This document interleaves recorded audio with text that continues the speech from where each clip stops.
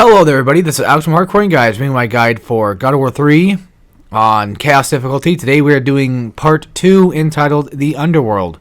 And I don't actually finish all of The Underworld. We only get to like the judges section. So this will not consist of all of Hades, but at least the very beginning part of it. So starting off, you're in River Styx. I'm just going to show this off just to, why not? Again, it's technically a gameplay moment, but not really. I could have skipped it, I could have fast forwarded, but it's too late. Either way, you're pretty much just going back to level 1. It's just it's the God of War formula that we're all, used to. Sorry. I think even Kingdom Hearts does it to an extent, too. But they do it in a lot more wild ways, I feel. With God of War, it's just kind of more straightforward. Like, okay, yeah, you fucked up. You're done for. You're dead. And now you lost all your stuff. So, yeah. This is the true final start of God of War 3. This is where finally you are able to upgrade. You are finally able to do what you want. Within reason, of course. You can't go have sex with prostitutes or anything. This is not Grand Theft Auto. That's, can't do that in God of War 3. Well, I mean, technically there is a girl you can have sex with. I forgot, but whether or not you consider her a prostitute, I don't know. I mean, she did cheat on her husband, so that's up to you, I guess. That's debate for another day. But yeah, I don't want to get into like anything super political or whatever. I guess I don't know. I don't want to start anything on accident. But yeah, you can finally upgrade your stuff. I'm just showing off different like ways to kill enemies with grabs. These little guys that you see running around, these little zombified dudes, these damned souls, I guess you could say. Whenever you grab them, you actually get a +5 brutal kill every time you kill them. So if you want that +5 orbs from them, go ahead and get it if you want. I get a few here and there, but you don't really need them. But hey, anything helps. And then right here, I was trying to figure... Sorry, my bad. Right here, I was trying to figure out where I was going, or where I was supposed to go. And yeah, if you come to the left, you're going to have a bunch of chests. So make sure you pick them up when you can. And again, since we can finally upgrade, it's definitely worth at least going for every chest that you can find, because you're going to need all the orbs you can get. This is Chaos Mode after all, and your levels, or at least your orbs, are going to be a little bit less consistent than they would be in a different difficulty. So do bear that in mind. You're going to be getting a bit less orbs here and there. At least you should be getting a bit less orbs. It's not like Ghost of Sparta where it's going to completely just ruin every chance you've ever had to upgrade everything completely. So you can at least, I think, if I remember correctly, get max upgrades. However, I think it probably would be cutting it kind of close. And in terms of upgrades, I'm just mainly going to upgrade blades for a good while, and then probably just get, Bow of Apollo, level 2, and what have you. But that's for future endeavors. Right now, we're just mainly just playing with magic. Killing off these guys. This part's not too complicated. You can just use magic all you want. You have infinite magic for now. Usually whenever you get like a new item or magic or whatever, they allow you to just kind of play with it for a bit, because it's God of War. They want you to at least see what they made, so that way you can kind of get an idea of what it can do and if whether or not you want to use it or not. So the Arms of Sparta, I think it's called, or unless I'm thinking of Ghost of Sparta. I think I'm probably thinking of that. Well, whatever. So, the magic that comes with the blades, because each weapon has its own magic, which is something that Ascension kind of starts to take on as well.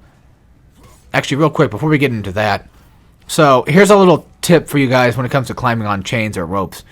So basically what you want to do is you want to walk up, hit them once with square, and then go for a grab. And after you've already grabbed somebody, either turn around and hit square from the guy from behind, or, from the guy in the front. Basically, just hit square, go for a grab, there you go. And try to time your grabs too, so that way, in case somebody's trying to, they're about to hit you, if you can get that grab in before they hit you, you can pretty much just iframe through the entire grab. Or something like this can always happen, where you get grabbed yourself, and then you have like a ton of iframes. That's something you kind of want to have happen. Yes, it's annoying to turn the stick around a lot, but it works. I remember somebody somewhere on like a YouTube video or something, I think they brought up, like, when it comes to climbing on ropes, they just don't like climbing on ropes because they don't understand how to do it properly. And I'm thinking, like, what do you mean don't know how to do it properly? All you got to do is just you know, climb up to the next guy, or climb to the next guy, kick him, and then grab him. Easy. Because that slight kick is a good stun, so it works perfectly a lot of the time. It works better in other God of War games besides 3, but, you know, hey, it still works about the same. But anyway, yes, so, yeah, every weapon has magic, and the main magic for the blades is okay. Nothing I would cry home about, or write home about, but still, it's pretty okay. Now, we're finally getting to fight another Gorgon, and this one in particular is fighting me in a very small room. And something that God of War 3 adds to the God of War franchise is, at least for this main one game, I guess, the fact that you can actually knock enemies into walls and such. And you want to use that to your advantage. So basically just any finishers or even just singular square attacks tend to kind of do the trick. Just keep the Gorgon like near the wall as much as you possibly can, and you can pretty much just get like free hits and free stuns. And then the other cool part about God of War 3 that I love the most is the fact whenever you decapitate a Gorgon, you actually gain access to their head for like a small bit of time, and then you can blow everybody up around you and turn them into stone. And sometimes, some God of War games, you know, it's kind of harder to break enemies in stone, but this one I think is pretty okay with it. Unless you're fighting another Gorgon, they typically tend to be still kind of strong, but hey, it is what it is. This is also potentially one of my favorite QuickTime events of God of War. Mainly just God of War 3, I guess. One of my favorite kind of like brutal kills. Not only does it give you something good, like it gives you like a benefit of doing it, but on top of that, like it's just kind of a fun little thing to do. And it's such a nice sequence. It just looks so well animated and everything, and it just looks so good. And it's just, yeah, it's good. Don't mind me and my blocks and my R1s. I'm just being dumb. Just don't mind it.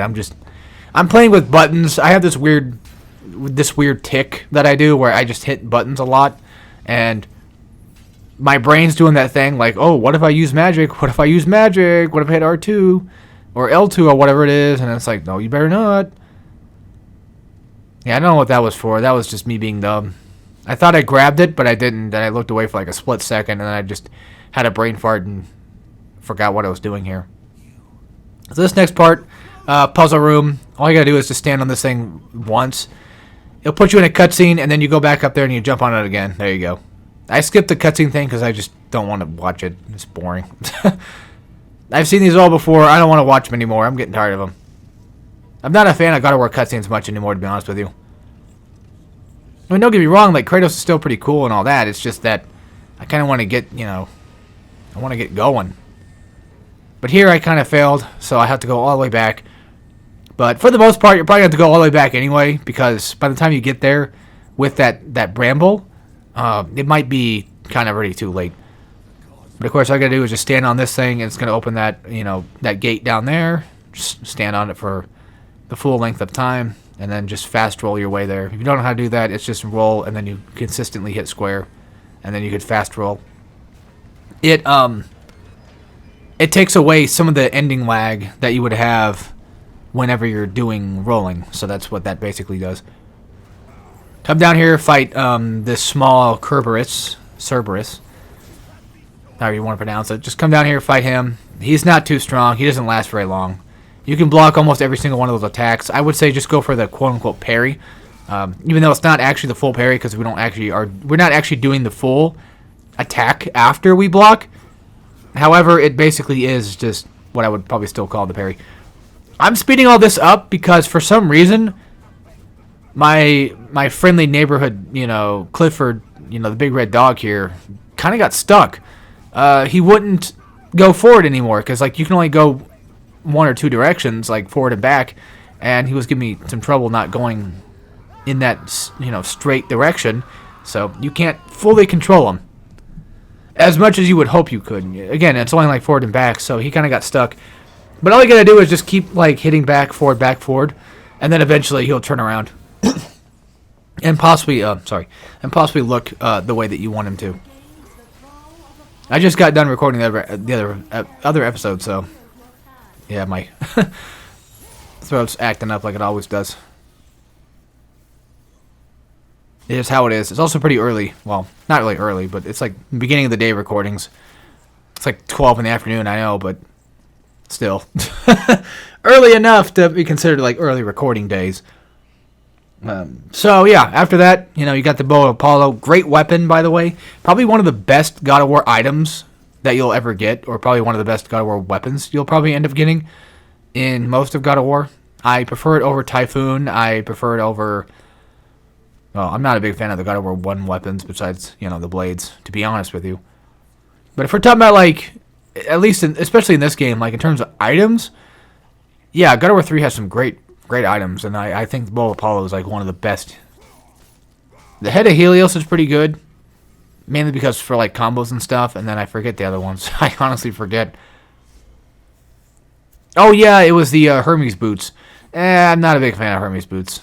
I just feel like it's kind of pointless. But that's my opinion.